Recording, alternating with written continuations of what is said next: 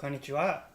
Tokuyama de gozaimasu. Pat Tokuyama here, creator of All Day I Eat Like a Shark, and what else did I create? Tokuyama Training, as well as the Japanese Cooking Club, which will be opening in June. If this is your first time here, say hello in the comments. Let me know where you're watching from. And today, what we're going to be doing is making a couple things. Like I mentioned yesterday, if you were able to attend the live training yesterday, we will be using something with sesame. And I have a lot of stuff here on my counter. Actually, let me get my backup camera going. All right, so we're good there. So first thing that we're going to do, actually, make sure that you guys can hear me. Let me know if you can hear me. Give me a thumbs up or a heart if you can hear my lovely voice. I have all of my ingredients here on the counter, as I usually do, and one of them is actually something that we're not going to be using for the main recipe. So let me just show you really quick what that is. Alright, so now you guys should be able to see my counter. I have some tomatoes here, and some garbanzo beans, chickpeas, also known as hyokomame in Japanese. I have some celery salt, some miso paste, this is about a quarter cup. I have a big chunk of shiitake mushrooms, about a cup of red bell pepper, and about a cup of carrots, and a cup of white onion, about 3 cloves of garlic, and some parsley, and some kombu and shiitake dashi, which is left over from yesterday. So, first thing that we're going to be doing is getting this stuff out of the way because it's taking up a lot of space. Make sure the audio is going. And the second thing that we're going to make is brain fart. The second thing that we're going to be making is goma tofu, which I alluded to yesterday. And that's what this black stuff is. This black stuff is black sesame seed paste. It's also known as neri-goma. And this is the black version. There's also the white sesame version, if you've ever seen that. It's very healthy, very nutty. And essentially all you need, if you've never made goma tofu before, is the sesame seed paste, so the neri-goma. You need some kuzuko, which is arrowroot starch. So this is 50 grams worth. 60 grams of the neri-goma, black kurogoma, it's black sesame seeds. We're going to be using about 600 mils of kombu dashi. So you can also use water, but I feel like kombu dashi adds a little bit more flavor, and that's why we're going to be using it today. So, making sure that the chat is going. Not sure what happened there. All right, so first thing that we're going to do, I guess, we're going to do the goma tofu because that takes a little bit more maintenance as compared to the spaghetti that we're going to be making today. So I'm going to go ahead and get my pan heated. The first thing that we're going to do is blend the kuzuko with the kombu dashi. And ideally you want it to be somewhat chilled. This is a little bit warm still because we just made it, but it's okay. I'm just going to go ahead and blend everything really quick with my immersion blender. If you don't have an immersion blender, just do it in your blender.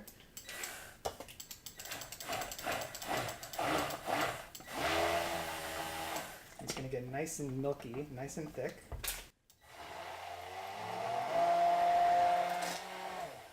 So the point is to just dissolve all of the chunks so that you don't have any chunks of starch in your final product. Just give it a couple more spins.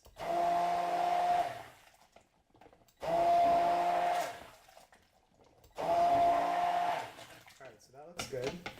And the next thing that we're going to do, so I didn't put all of it in yet, we're going to put it in just a second. We're going to put the neri-goma in, so this is 60 grams worth, and puree this as well. So when you're cooking with starch, if you haven't cooked with starch very much, you got to be mindful of the temperature. So if you're using a really hot temperature and you're adding it to something that's super hot, like boiling water or a hot pan, and you don't dissolve it ahead of time, it's going to clump. So it's a key point there if you're not used to cooking with starch. Even though the kombu dashi is still a little bit warm, it's not at that temperature just quite yet for it to start doing that. That's why we're okay pureeing it here. But if you add really hot water, it might clump right away because that's what activates the starch to thicken. So I'm just going to puree this again. Make sure to get all of the sesame. And then I'm going to add add in the rest of the kombu dashi, and then we're going to go ahead and cook it on the stove for about 20 minutes, and then it'll start to get really thick. Got to make sure to keep consistently stirring it so that it doesn't clump and it doesn't scorch, and then it'll be essentially done. All you're going to do is pour it into some ramekins here, which I have. You can use any kind of mold, whatever shape that you want. I want them to be round, so that's why I'm going to be using these. And that's pretty much it. So goma tofu is one of my favorite vegetarian sides to make. It's very tasty. All you need is a little bit of shoyu or soy sauce. And like I mentioned yesterday, there's plenty of other seasonings like miso paste or ankake that you can also use to season it. So if you guys have any questions, feel free to let me know. I don't know, my chat isn't working. But yeah. Alright, so this is done. Actually, I'm going to pour in the last bit of kombu dashi. I almost forgot. This makes a pretty good amount. So this is about 700 mils right now, so almost 3 cups worth. So it should be good enough for maybe 7 to 8 people, roughly. So now, cook it on the stove on low heat and continuously stir. I'm just going to use my spatula here. And that's how you make goma tofu. And like I mentioned yesterday, it doesn't have any soy or tofu, even though it's called tofu. Alright.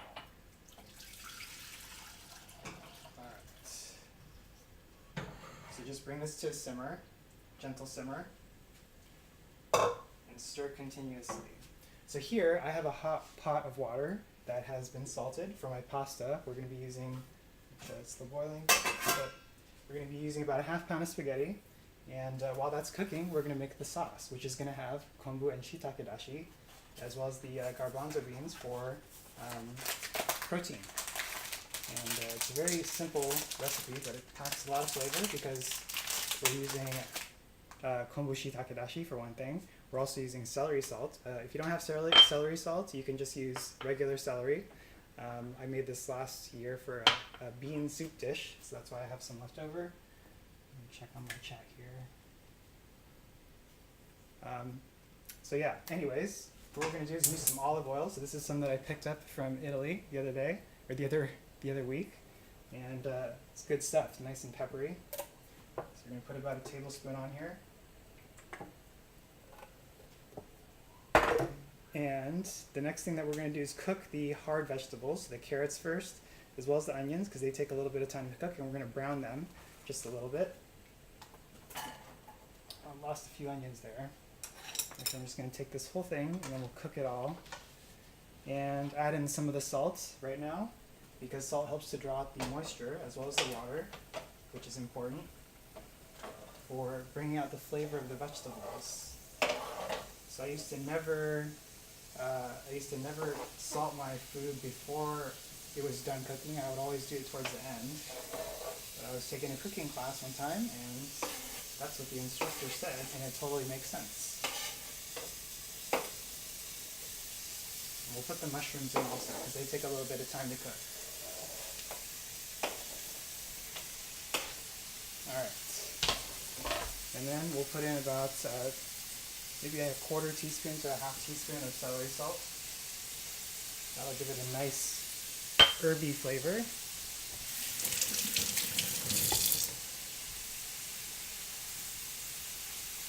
Alright, so this is done essentially. We're going to go ahead and cook the pasta. I'm not sure why the broadcast is interrupting. It looks like it's good on my side, but if you guys are having issues, it'll be recording after. You guys can let me know.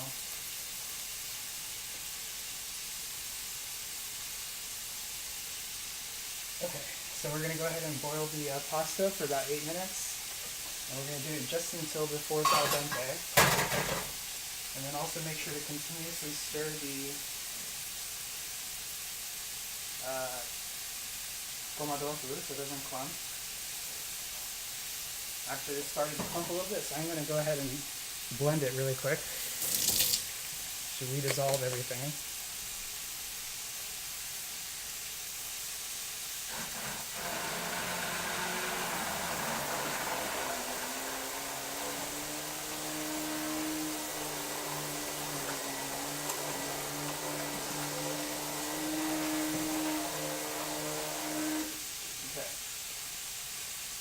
key point there, I learned this the hard way the first time I made goma tofu, is that if you don't keep stirring it, it's going to clump. So, looks like it's starting to firm up. Got our vegetables stirred. Check on the chat here on my computer.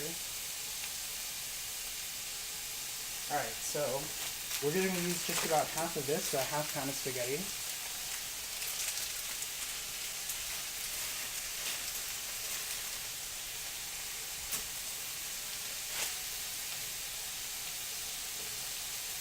Turn that up to a boil.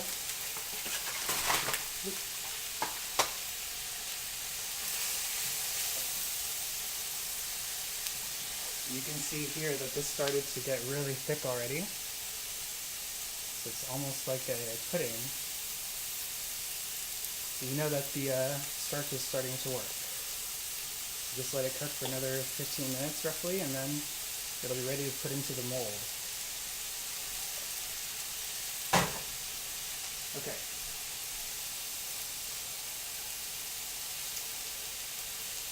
Not sure what's going on with my video, but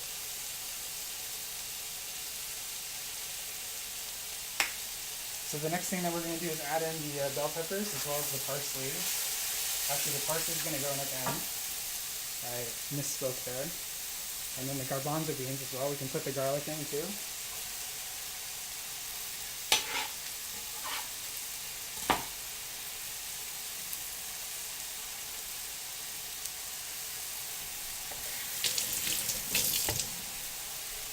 And once you notice that the vegetables have started to brown, that's when you can go ahead and put in the garbanzo beans, the tomatoes, and the miso paste, and then the dashi. So, almost done.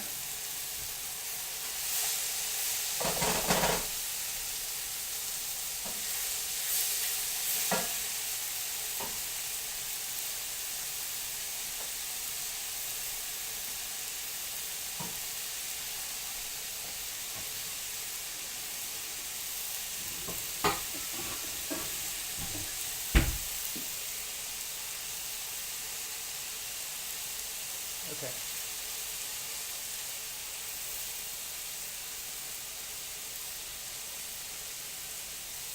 Alright guys, so I'm going to fly without the chat. It looks like there's some issue with the live stream, but anyways, once this is done, all we're going to do is mix it all together, and then it's going to be our Japanese style pasta for dinner. So pretty straightforward.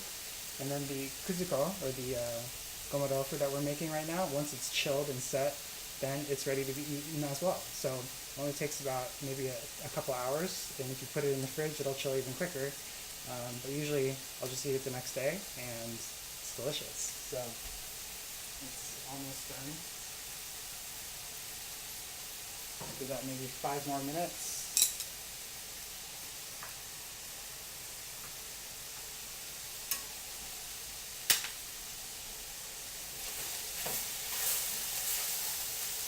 The vegetables are getting lightly browned.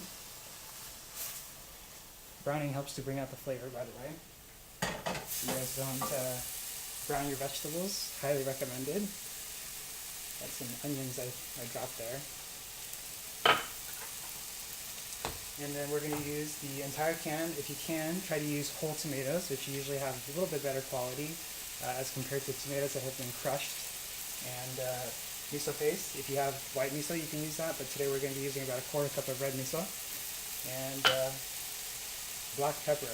So I have some 5 peppercorn blend here that we're going to be using, and that's just going to be for topping. If you want to put cheese, you can definitely do that as well, and that's going to be my dinner today. So pretty easy, pretty straightforward and easy for a weeknight.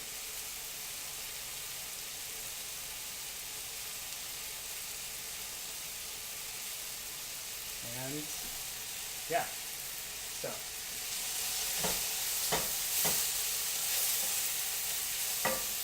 alright, so we're going to put, this is about maybe 2.5 cups worth of garbanzo beans, chickpeas.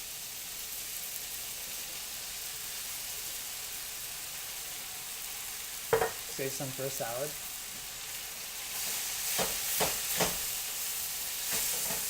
This is how it looks right now. show you close up.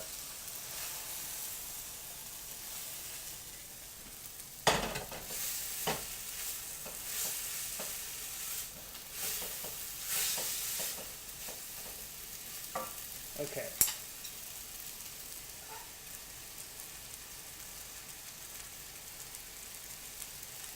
So, looks like there's some issue with the live video today. I'm not sure what the deal is there, but you're gonna get a replay of this, so don't worry if you're experiencing issues on your side.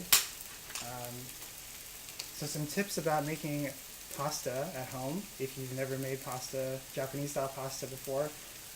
One thing that you can do to make it very delicious, which is an extremely easy thing that you can do, is use good quality pasta. So I'm using, this is from Dino Galuca. If you're in Italy by chance, you can pick some up there. The way that you can tell if it's good pasta is if you look at it, it looks like it has a very rough texture. And when it has a rough texture like this, you can tell because it looks like it's not smooth. Cheap pastas don't have this texture. It almost looks kind of like a powder, but it's not powder. It's just the rough texture. And that'll help the sauce that you're using to cling to the pasta so that you get more flavor in each bite. And so it makes a really big difference, by the way. I used to always get the 99-cent pastas, like at Trader Joe's, and they don't taste as good because the sauce doesn't cling to the noodles. So that's one thing that you can do right away. And the second thing is to use a good olive oil, especially if your recipe calls for olive oil like ours did today.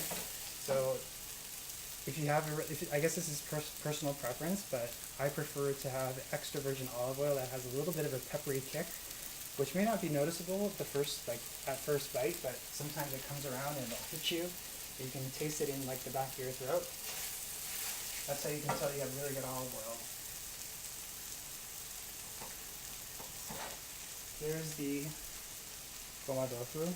It's just about done. So I'm going to go ahead and take this off the heat, and what we're going to do is just set it into the molds and let it set. And double check on my pasta because I'm losing track of time.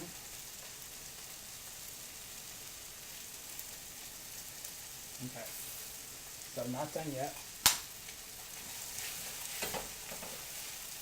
And by the way, this smells really delicious because we put some celery salt in there, so it has a lot of the celery salt notes. Okay, so now what we're going to do is dump in the kombu shiitake dashi. You can also just use kombu dashi if you want, it's totally up to you.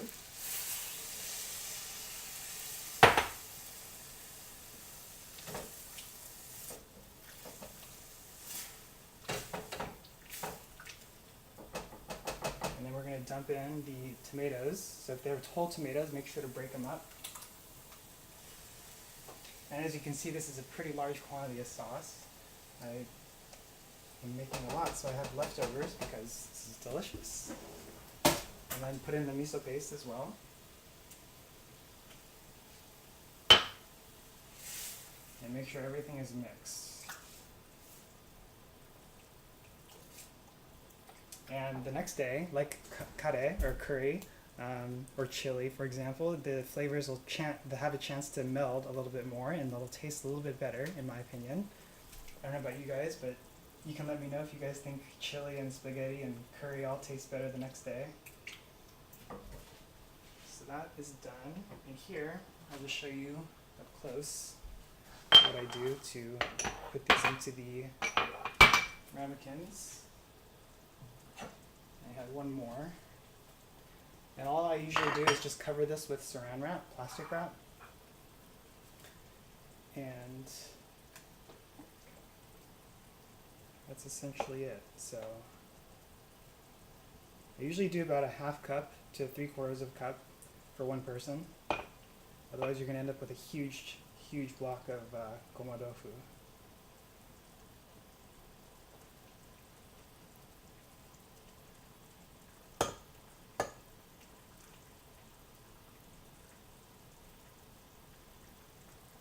That.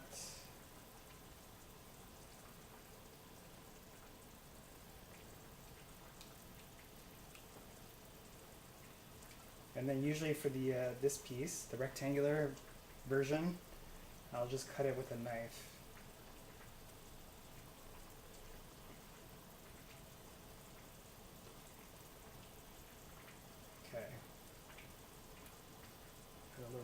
here.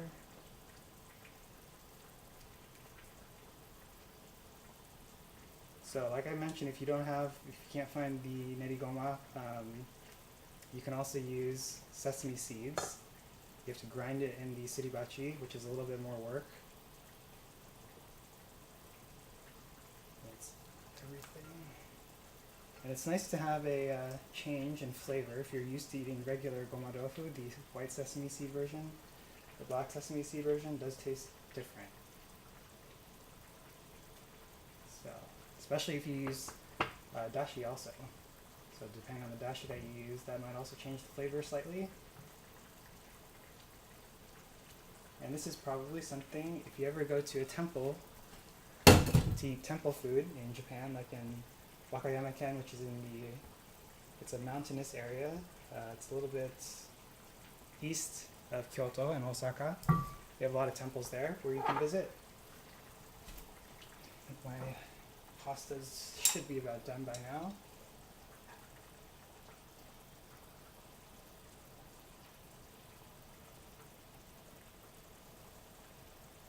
Yep. Just about done, so I'm going to turn that off and then we'll drain it. And then I'm just going to make sure that our sauce is pretty much done. So here's how it looks up close. There's plenty of veggies and plenty of flavor. So we talked about using good pasta to make your pasta taste better, also using olive oil. Another thing that you can do is if you're using vegetables like we did today is to salt them a little bit at the beginning to bring out the natural flavors. Also letting it rest overnight. That'll also taste a little bit better the next day.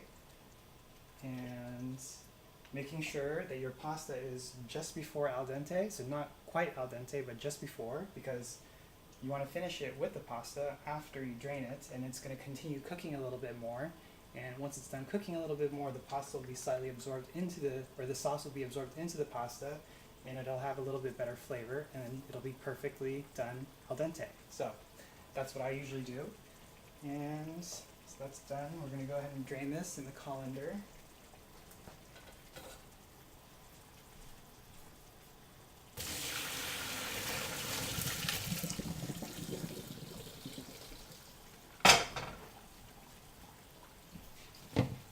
Alright, so we'll just do this in a couple servings or portions.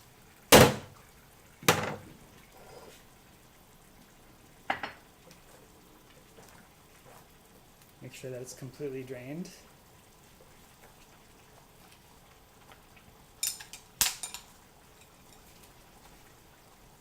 And then we'll mix in some of the tomato sauce.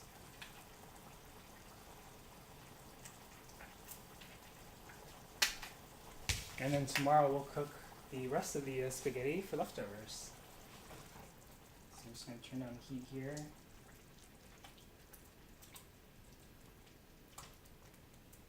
Oh yeah, and I guess another thing is if you have the option of using Italian grown tomatoes versus domestic American grown tomatoes, I feel like the Italian ones have a little bit better flavor. They're usually a little bit sweeter, in my opinion, not as sharp of a tomato taste. And that's one thing I also started to change, was to use more Italian tomatoes. Alright. Another secret ingredient that you could use aside from the dashi and the miso in your tomato sauce is shoyu, or soy sauce. That'll also help to improve the umami if there isn't enough seasoning here, but I think there should be. I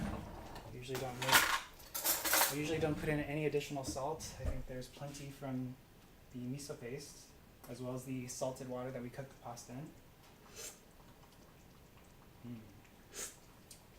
Delicious. So I think we're just about done. I'm going to go ahead and mix this in here really quick, and we're going to put it on a bowl with a little bit of parsley, and that'll be done. So not too bad for Friday night, right?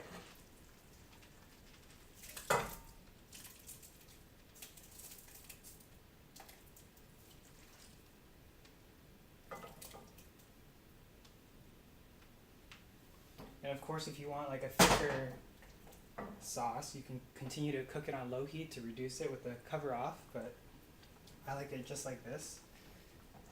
And here we're just going to mix everything together, like so, and then plate. So I just let this sit for maybe like 20 to 30 seconds. And that's pretty much it. So I appreciate you guys tuning in again. I don't know if the live stream was working or not, but we're just going to pretend that it is. I don't think you can see the chat still. So anyways, we will be resuming next week with a few more recipes and dishes, as well as maybe some slide presentations for something a little bit different. And that's going to be our last week of live training to promote my new Japanese cooking club. So if you've seen all of the replays and if you've participated in the live streams, I want to say thank you for showing up. It shows that you're committed to learning and also being a little bit more healthier in terms of your cooking and your diet. So thank you for doing that, and I hope that you've enjoyed these series of live trainings. And if you have any feedback or comments, please make sure to leave them in the video below or in the Facebook group as well. And I think that's going to be it for today, and I'll see you in my next video. So thanks for tuning in, and Jana, bye-bye.